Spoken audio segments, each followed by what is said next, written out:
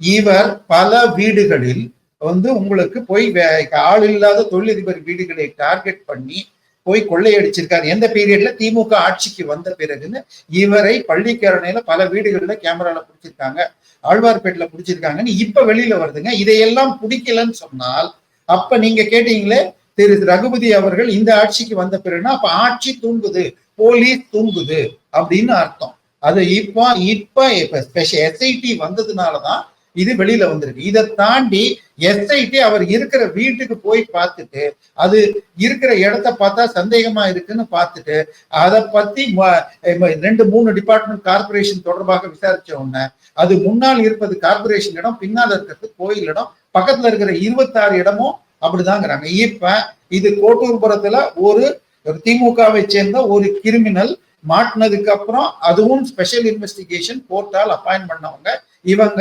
26 வீடுகள். இந்த வீடுகள்ல இருக்கிற மத்தவங்களுக்கு எல்லாம் கட்சிக்காரர்கள் பிளாட் போட்டு வித்திருக்கலாம். இது மாதிரி எத்தனை இடம் நடந்திருக்கு.